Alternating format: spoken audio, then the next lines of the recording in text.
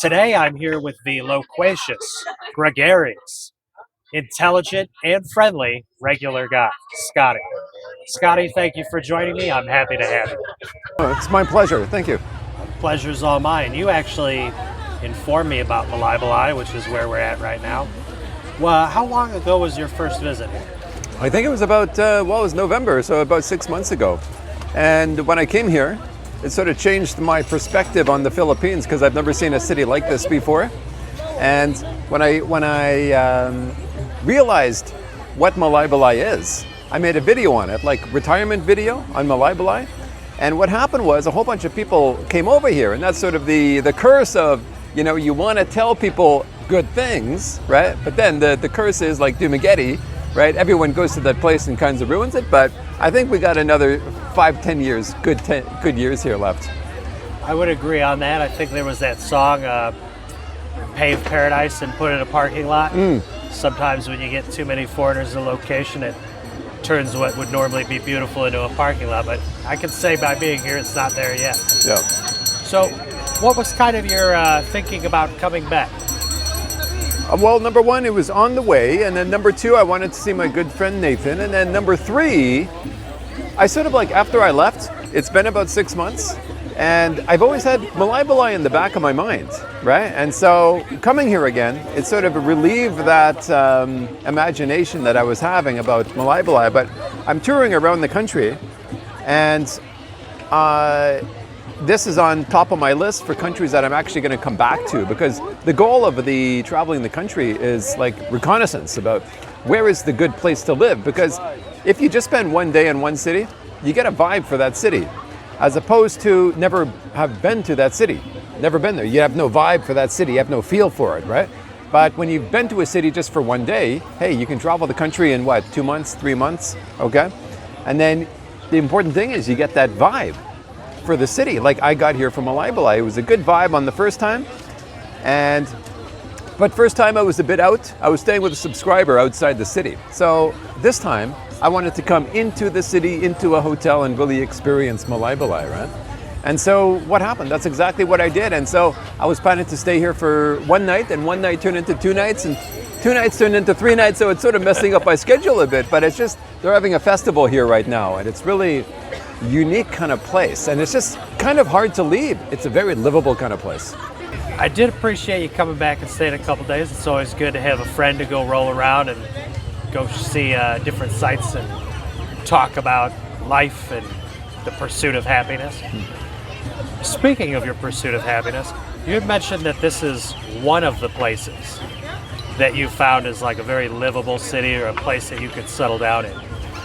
If you had a couple suggestions for different cities here in the Philippines that you think you might like to settle down, what might those be and why? Well, the thing is, you're asking me, okay? So I'm a single guy, I'm into, looking for a female folk once I settle down. And so I'm into the cities where, you might get some attention being a foreigner, right? And so these cities, largely, it's, as I know, they're mid-sized cities in Mindanao, okay? And I don't want to say specifically because I'm going to make a video later on specifically. But I'm going to go back up to Leyte and Samar, and then all around Luzon, and I'm going to find about 10 really livable hidden gems that I want to make a video on. But first step is to actually go to these places, because the thing is, I've been to cities that I was looking forward to going to, and then I actually went there. And it was like, after one day, I'm like, get me the hell out of here. Like, I didn't have any feel for myself. And maybe another guy really loves that city. But I was there, and you, who's ever watching, you got to follow your heart. So when you go to a city, if you don't like that city, you get the hell out of there and you go to another city. So it's good to have sort of a list of cities that you want to check out before you actually maybe plan to live here or plan to retire here. And so if you go to one city, okay, you get a feel for it. Maybe you have a list of 5 cities, right? And you spend a few days, that's all, one day, a few days. And then at the end of the 5 cities, you decide which one you had the best vibe with. I think that's really solid advice, because you need that kind of initial experience, and you need a ton of those, so mathematically you can revisit them spend longer time, see if it's a proper fit, and then eventually settle down. I have noticed in my travels that a lot of men look at their trip out here to the Philippines as, I used to live in Phoenix, Arizona. I've watched these YouTube videos about Dumaguete, Philippines, so that's going to be my new place where I live. They don't keep themselves open to the Magellan attitude. You and me, we're very simple guys. Sure. We're very easy living, so we don't need Burger King, we don't need all this, that, and the other, but most people aren't. If there were a couple picks you'd have in the Philippines, what picks would those be for people that require more Western conveniences? Well, let me give you one, okay? So, see, the main thing, the number one priority a lot of guys don't have, but they should have, is the housing in that area. Because, for example, you could love Malibalai, but you know very well, housing is hard to get in Malibalai, like Western-style housing. There is available, but there's kind of a waiting list, right? But if I was going to recommend a place, it would be a big city. So you got Manila. Nobody really wants to live in Manila, right? Although you got the BGCs and whatnot. But it's, as far as my recommendation goes, right? And then you got Cebu, which is a small Manila, okay? Smaller Manila. And then what people don't realize is there's CDO, or Cagayan de Oro, which is a smaller Cebu, okay? So you got smaller. So you still got the city. You still got all the convenience. They got the Costco, the Philippine version of Costco. They got a ton of housing, and they got the up in the mountains city of Cagayan de Oro, and they got the downtown area of Cagayan. They got the outskirts of Cagayan, where you can get really cheap rents for a studio apartment if you're the budget kind of guy. So my recommendation, like for someone who wants the convenience of the city without being in the city, is Cagayan de Oro, because it's sort of, you know, just as Cebu is a small Manila, Cagayan is a small Cebu, and Cebu is a bit too big for a lot of people. I don't really like living in Cebu, but Cagayan de Oro, since it's a smaller Cebu, but you still got like one huge advantage of Cagayan is you got a port there that goes everywhere. So if you live in CDO, you can go anywhere by boat, right?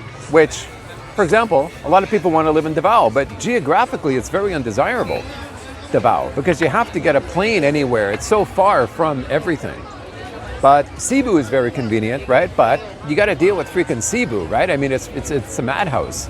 But CDO, Cagayan de Oro, is not a madhouse. It can be, you know, they got rush hour and whatnot, but it's lesser so. Considering you got the conveniences of a big city, Cagayan de Oro is very, very convenient. And as I said, the number one priority should be housing. What kind of housing do you want? Because that's the main place you're going to be when you're living in a city, right? Is housing. It's got a lot of housing and at a good price too. One of the things I look for is when I go places is, while I love my foreigners, right? I love hanging out with foreigners when I'm at places, but I go to interact with like local peoples wherever I travel. Can you discuss your differences in these major cities with your interactions with how people look at you, how they interact with you, from anywhere, Manila, Cebu to Cagayan to Davao? Is there a difference, or does everyone treat you as a foreign person the same? Well, the thing is, when you get to these really smaller towns, they treat you like an alien, okay? They're looking at you, but they're not looking with admiration. They're looking at, wow, that's weird, you know? That tall, you know, weird-looking guy over there with a pointy nose, you know? And then you get to a little bigger city, okay? And they start looking at you with more admiration because they're more exposed to the real world there in the mid-tier cities, okay? And when it comes to the communication, it's like, I've wondered how the Filipinos see the guy. But I do know that it's different per place, right? Because you'll be in one city and they won't even notice you, and another city where they notice you. So depending on the location, they're going to see you differently, right? And when it comes to communication, I mean, it's just, you know, I feel like they always just have a lot of respect for you, or for me, right? And so it's just sort of their nature. No one is, like, I've been coming here since I was 19. No one's ever been rude to me. No one's ever been, like a lot of people say on my videos, I'll leave my phone by accident on my bike, or I'll leave like my money in the hotel room as I go out. And people like, they're so nervous. Oh my God, I can't believe, like there's a lot of crime or something. Man, there's like no crime here, right? I mean, I'd be more worried leaving my whatever in Vancouver, right? Where I'm in Canada, right? But here, it's just like, I mean, I'm not saying I would leave my iPhone 15 here, right? But I'm saying, like, you don't have to worry about, like my box, my scooter box at the back. I left some expensive stuff in the box, right? I didn't lock it by accident, right? The next morning, everything's still there. To expound on that, I've been a lot of places, and specifically in Cambodia, I would walk across people that were obviously on drugs. So they were having like drug-fueled fits in the road. And even one of the videos, I caught it on that. I caught them on video. But it wasn't, now granted it wasn't everywhere, but it was a regular enough occurrence that I noticed that.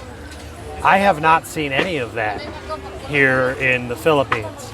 And even though like you'll see groups of guys drinking on the corners and hanging out, I haven't seen where they're running around acting a fool drunk. Have you had any experiences like that here in the Philippines? I have. Well, let me tell you about it, okay? The mean streets of the Philippines. You know what happens? If they're drinking, they invite you over to have a beer with them, right? I mean, that's as bad as things get here, right? So, I mean, you know, there's just like I keep telling people, don't worry about it when they're talking about, they're worried about crime and getting stolen and whatnot. Like, in the Philippines, don't worry about it. Like, you know what happened? You know, I came here in the late 90s when I was 19, because I had a girlfriend who was Filipino, so she brought me down here, right? And what happened was, there was a hell of a lot of crime. I mean, I couldn't go outside without seeing a mugging. They're in Manila in the late 90s, okay? But what happened was, after Duterte came in, everything changed. Duterte was the president prior to now. Everything changed. Everyone was afraid of him. And now there's no crime anywhere. Even in Manila. I was in Manila, never saw any crime. Totally different back in the 90s. Do you feel like your safety is ever in danger out here? Like, even when I was in Manila, right? I mean, Manila is the place you don't want to be when it comes to, if you're worried about safety, right? Nighttime in Manila, but again, nighttime in Manila, it was completely fine. Nighttime in Cebu, completely fine. I mean, you'll get beggars, you'll get people asking you for money, but I mean, completely harmless. You give or you don't give, but it's okay. But I mean, hey man, like I keep telling people almost on a daily basis, don't worry about it. Everything's fine here, right? Especially if you're in Malibalay. Okay, Malibalay is where I left my back box unlocked, right? With my, you know, $100 helmet, 5,000 peso helmet in it. Somebody could have opened it up and taken it, right? Nobody touched it. Now, I've spoken with some of the locals, and obviously, you know, there's travel warnings from the U.S. Embassy to rethink travel in Mindanao and do not travel to the southwest portion of the island. And if you read the news, you'll see that, yes, there's aspects of violence that have taken place, but most of them, like you said, very far in the past. But I didn't want to throw that caveat in there, you know, like be careful still, obviously. You had mentioned your safety. You've always felt safe. You've never felt threatened. Have you ever felt like maybe people were treating you differently in a bad way because you're foreign? Let me think.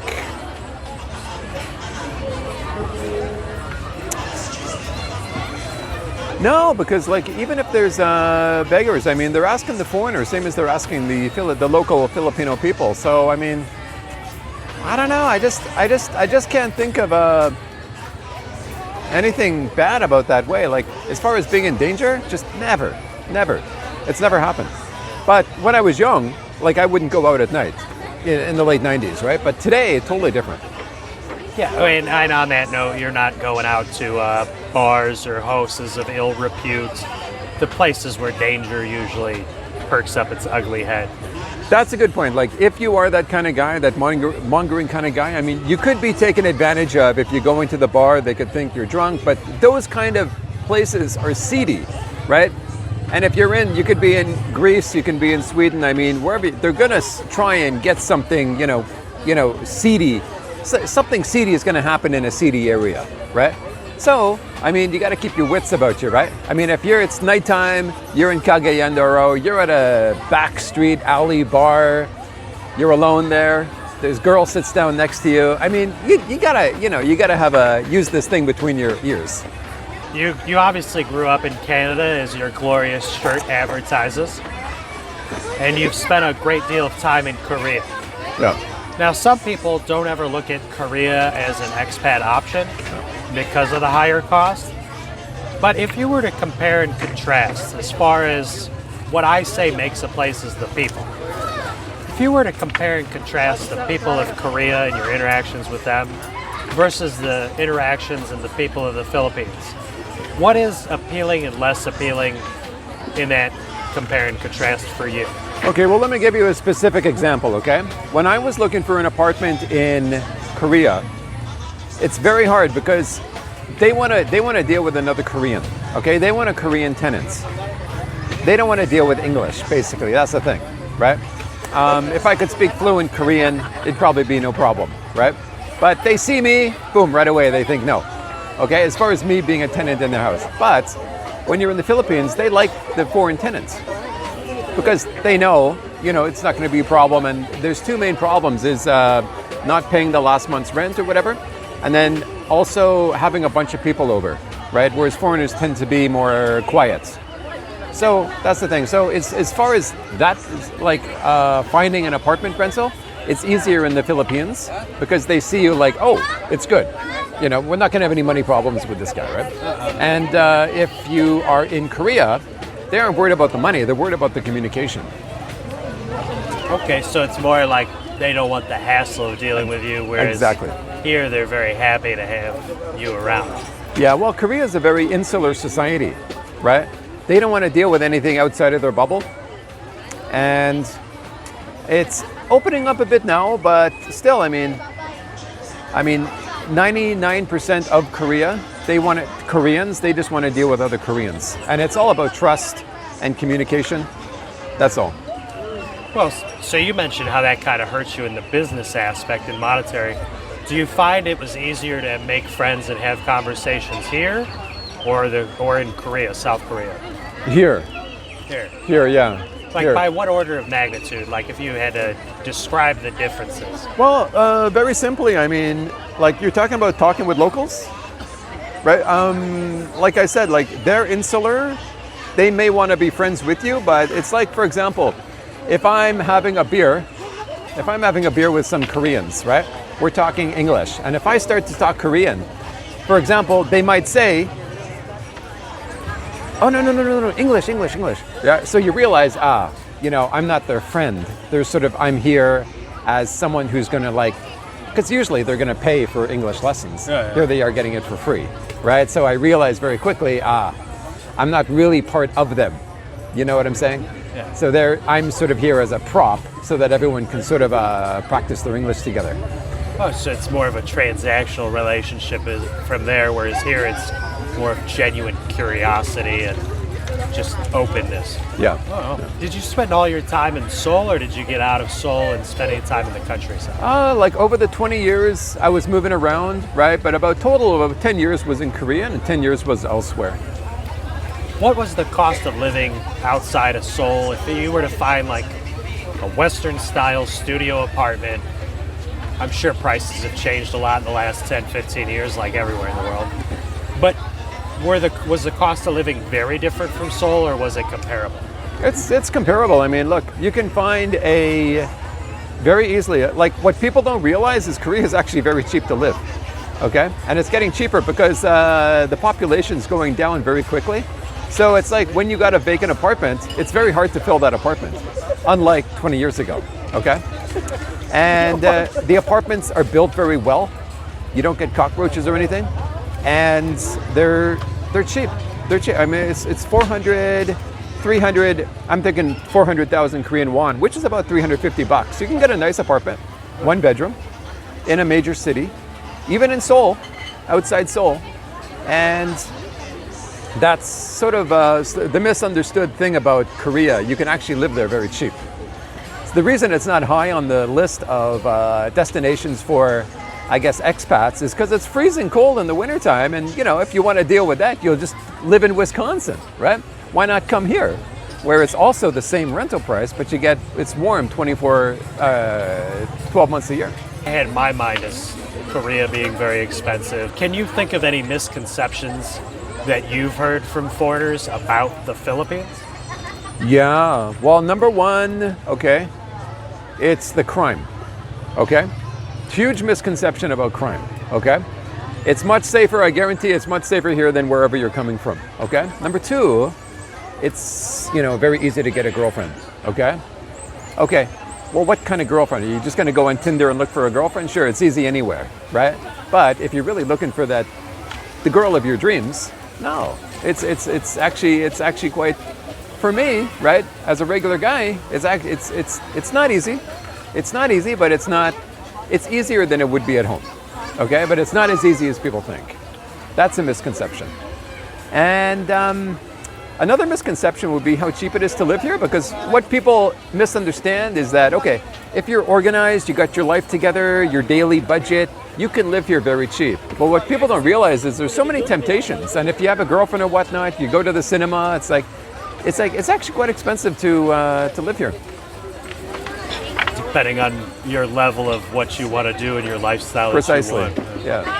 I've dated quite a bit in my travels throughout Asia, but I think that you've been more of a man about town. Maybe it's your devilishly good looks, maybe it's your outgoing personality, but if you had to say some things that kind of surprised you with your experiences going on dates here in the Philippines, what would be those things that maybe like surprised you or caught off guard or gave you culture shock?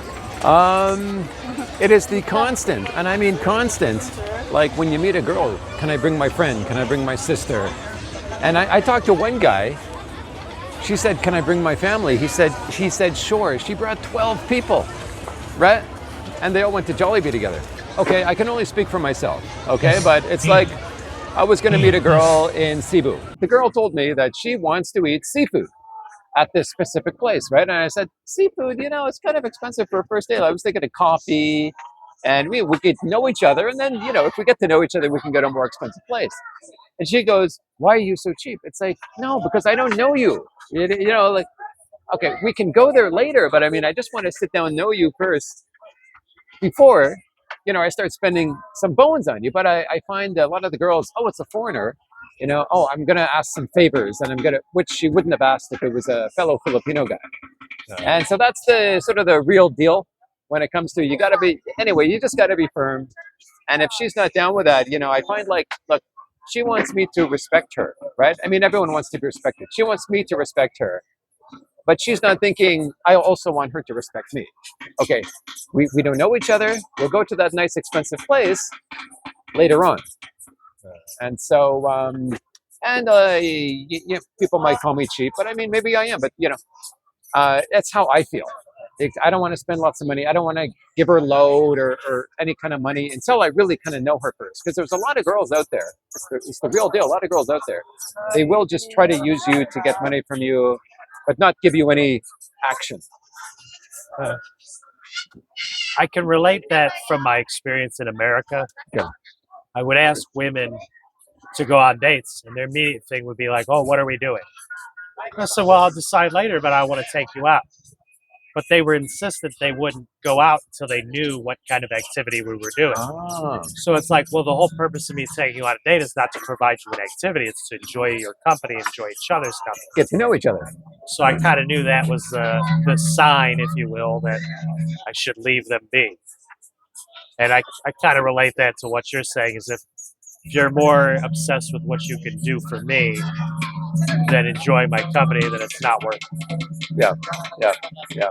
Family is number one here in the Philippines. Big time. And I know in America it's not as important to meet somebody's mother than meet their father. Yeah. Have you experienced any of that where you had to meet any siblings or they had certain expectations from you with the family to date? Yeah, it was kind of like, if you want to go anywhere with me, you got to meet my parents first, right?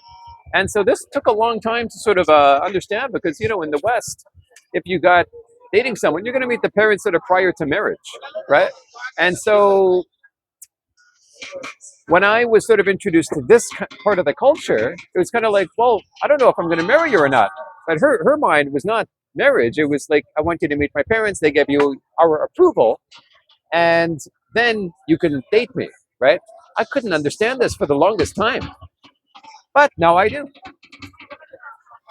So in a way, that was your misconception and your misunderstanding of their culture to think they were trying to hook you too fast. Yeah, exactly. Yeah. Scotty, you have a very successful YouTube channel about your experiences here in the Philippines. Can you tell my audience what it's about and how they can find you? Well, it's regular guy. Okay, it's just regular guy on YouTube. It was regular guy in the Philippines, but I changed it to just regular guy. But sort of for the first year I was doing the channel, I was just telling stories. I was at home with a setup with my phone, just telling stories about my past in the Philippines. And then sort of phase two was traveling the Philippines, but it was sort of by bus. You know, the pandemic ended and I came here and I was traveling, but it was by bus and I was very limited. And what I realized when I was very limited is that, you know, the bus is going from point A to point B, but there's 20 different places I want to stop on the way there, but I can just see out the window. And so, but that was phase two of the channel. And phase three is right now, it's I got my own scooter and I'm stopping wherever I want to go. And phase four is going to be after I traveled the country, spend a couple days in each city, then I'm going to sort of spend more time in the cities that I really enjoyed. So that's going to be step four. But we're not there yet. Excellent. So you can be found on YouTube at Regular Guy, and if you want to find him directly, you can click on the link in the description bar. Thank you so much for your insight. And I would ask you, just as a closing to my audience, to give some words of wisdom to any expats who might be looking at the Philippines as a place of potential retirement or a place to live their digital nomad life. Well, clearly, I mean, my main advice to anyone who's going to plan to retire here is don't just settle on Dumaguete like everyone is doing, okay? Or BGC. Make a list of 5 different places, spend time in each place, and then make up your mind, even if it's just one day, spending time in that city. And then up your mind after you visited those 5 cities. I think that's wonderful advice, and we will see you later down the path.